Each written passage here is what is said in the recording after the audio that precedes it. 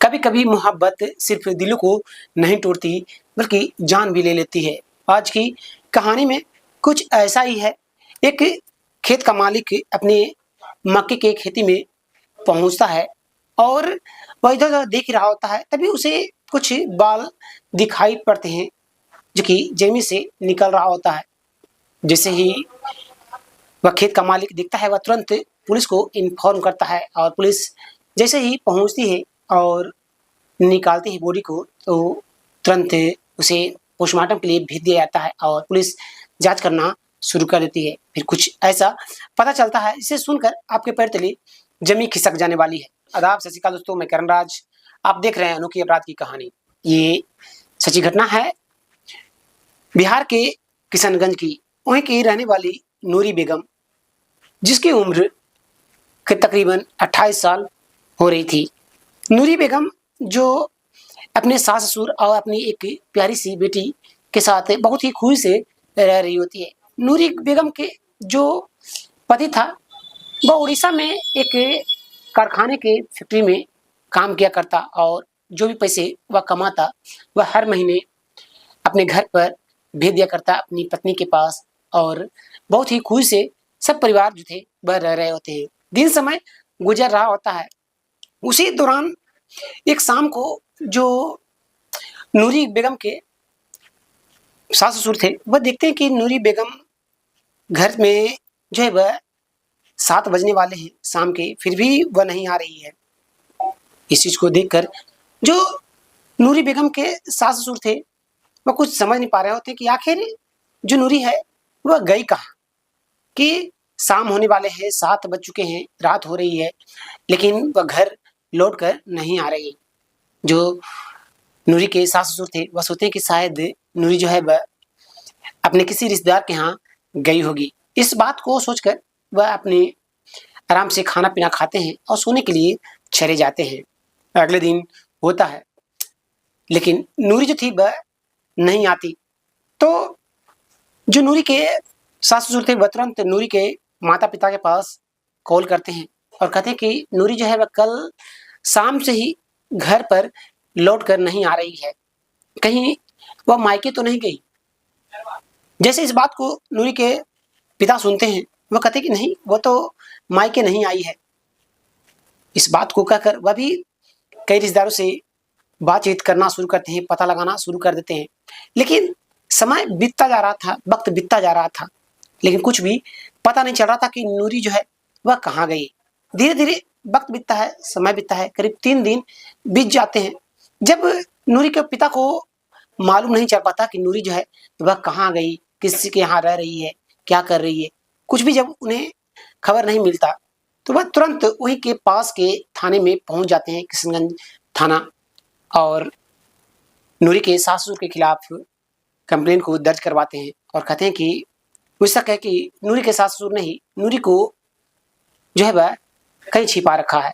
जैसे इस बात को पुलिसकर्मी सुनते हैं वह तुरंत नूरी के सास ससुर को शक के बुनियाद पर उसे पूछताछ करना शुरू कर देते हैं। लेकिन नूरी के जो सास ससुर थे वह कहते हैं कि हम लोग को मालूम नहीं है, वह तो दिन भर घर पर थी, लेकिन शाम को वह कहीं गई लेकिन वह लौट कर नहीं आई और हम लोग को मालूम नहीं। और ऐसे कई बार वह जाती थी और जब रात होने को होती तो वह घर पर चली आया करती थी। जो पुलिसकर्मी थे इस बात को सुनते हैं तो उन्हें भी कुछ समझ में नहीं आ रहा होता है। पुलिस भी जो थी वह तुरंत नूरी की तलाश में लग जाती है। धीरे धीरे समय गुजर रहा था, वक्त गुजर रहा था। जो नूरी के पिता थे वह नूरी के सास ससुर के ऊपर कंप्लेंट को दर्ज करवा देते हैं। इस वजह से नूरी के सास ससुर को पुलिस गिरफ्तार कर लेती है और उसे कहीं से पूछताछ करना शुरू कर देती है। करीब 3 दिन बीत जाते हैं लेकिन पुलिस को जो है वह कुछ भी पता नहीं चल रहा होता है कि नूरी कहाँ गई, कहाँ पर रह रही है। वैसे ही चौथे दिन की सुबह के करीब 7 बज रहे होते हैं। पुलिसकर्मी जो थे वह किशनगंज में थाने में बैठे होते हैं। तभी एक व्यक्ति थाने में पहुंचता है और कहता है कि मेरा नाम मोहम्मद बुद्धू है और मैं जो हूँ वह अपनी प्रेमिका को इस दुनिया से अलविदा कर दिया हूँ और मैं सरेंडर करने के लिए आया हूँ। जैसे ही पुलिसकर्मी इस बात को सुनते हैं, तुरंत उठकर खड़े हो जाते और कहते हैं कि तुम यहाँ पर आओ और बैठो। आखिर तुम जो है वह कौन-सी प्रेमिका को इस दुनिया से अलविदा कर दी हो। जो मोहम्मद बुद्धू था, वह पूरी कहानी को बताना शुरू करता है कि जनवरी 2025 11 तारीख की रात के करीब 8 बज रहे थे। वह अपने कमरे में सोया हुआ था। तभी उसके मोबाइल पर एक अनजान नंबर से कॉल आती है और जैसे ही वह कॉल को उठाता है, तो उधर से एक महिला बोलती है कि मेरा नाम नूरी बेगम है। उस दिन के बाद जो मोहम्मद बुद्धू और नूरी बेगम थे, वह दोनों एक-दूसरे से बातचीत करना शुरू कर देते हैं।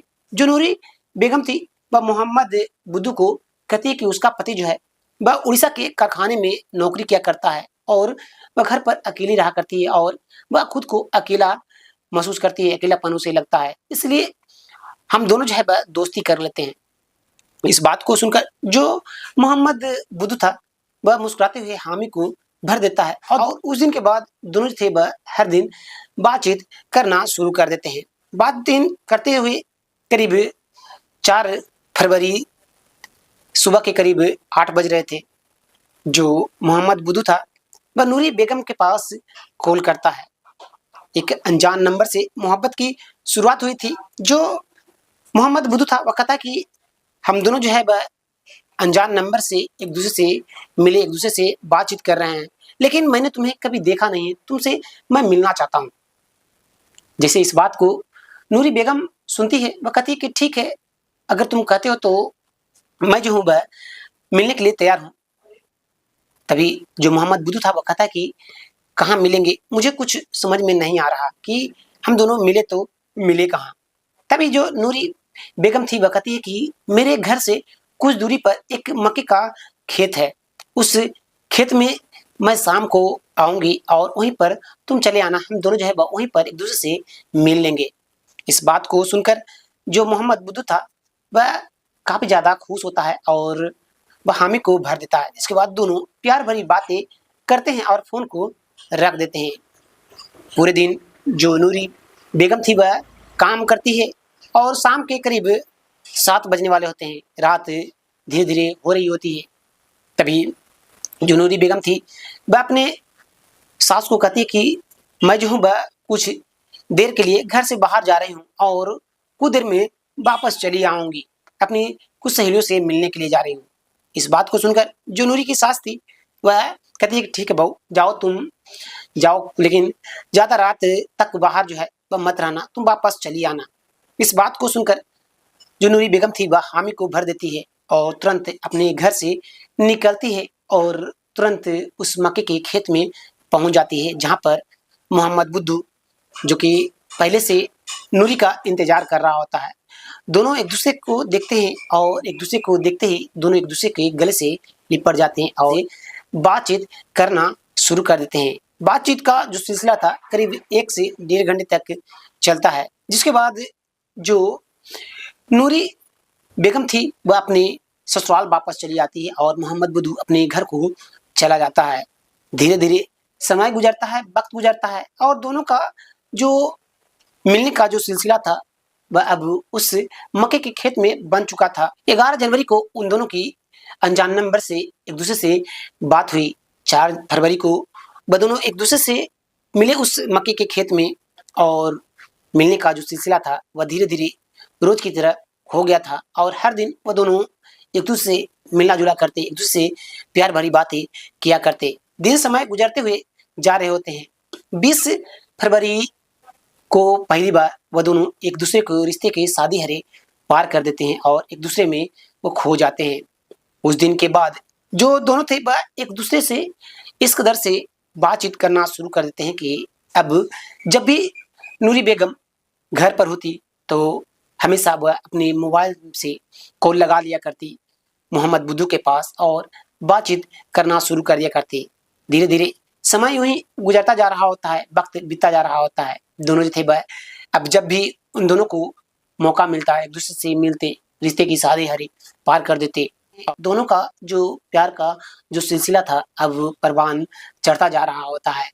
जो नूरी बेगम थी, वह भी अपने पति के बगैर वह अकेलापन खुद को महसूस किया करती। लेकिन मोहम्मद बुद्धू को आ जाने के बाद वह काफ़ी ज़्यादा खुश थी। अब उसे लगने लगा था कि अब उसका पति जो है वह कमा कर उसे दे ही रहा है और प्यार जो है वह उसके प्रेमी से मिल ही रहा है। अब वह काफ़ी खुश रहेगी और अपनी ज़िंदगी में मस्त रहेगी।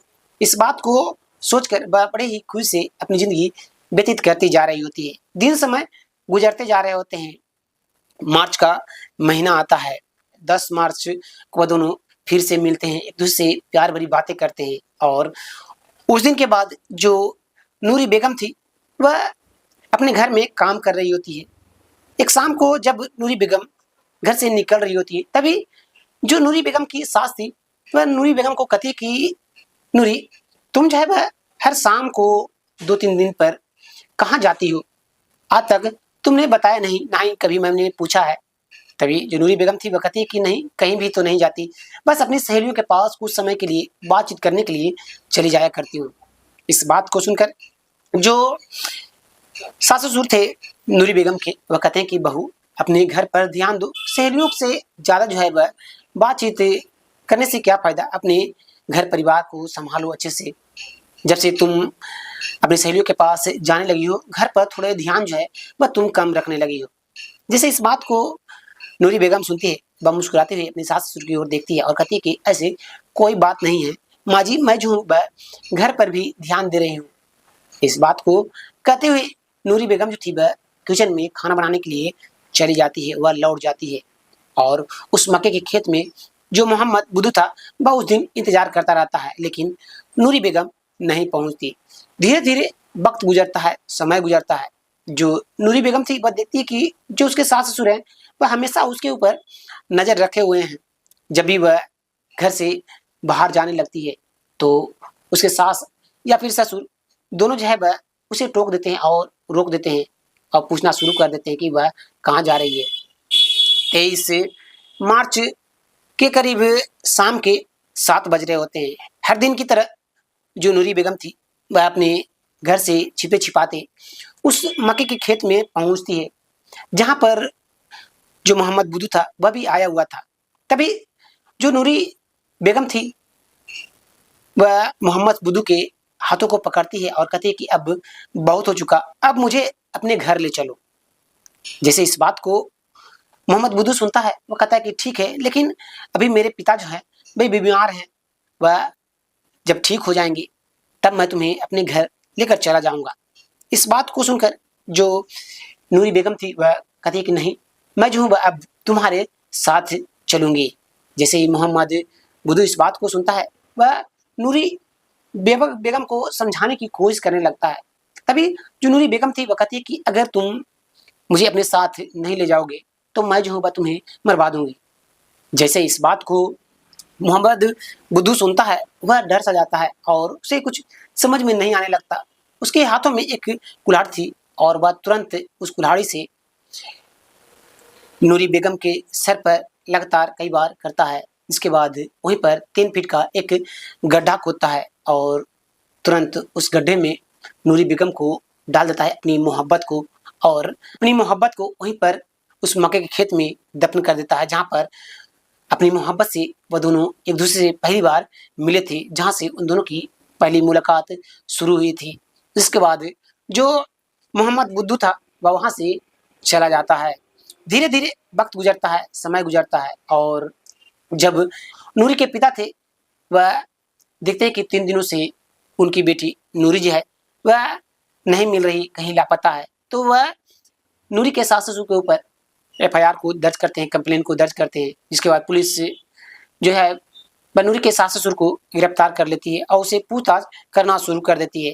करीब 4 दिन बीत जाते हैं जब मोहम्मद बुद्धू को मालूम चलता है कि नूरी बेगम की जो लाश है वह मिल चुकी है पुलिस को, तो वह डर सा जाता है और सोचता है कि अगर वह पुलिस को खुद जाकर बता दे तो उसकी सज़ा जो है वह कम हो जाएगी, इसलिए क्यों ना उसे चले जाना चाहिए, नहीं तो पुलिस खुद उसे आकर पकड़ेगी तो उसके लिए ठीक नहीं होगा।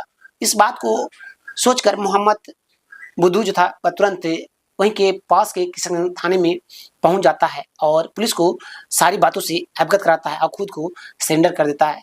पुलिस जैसे इस बात को सुनती है, वह तुरंत नूरी बेगम के सास ससुर को वहां से रिहा कर देती है और जिसके बाद मोहम्मद बुद्धू को वहीं के कोर्ट में पेश किया जाता है और उसके बयान के अनुसार उसे जेल की सलाखों के पीछे भेज दिया जाता है। दोस्तों, मोहब्बत जब हद से गुजर जाती है तो इंसानियत की सारी हदें पार कर जाती है।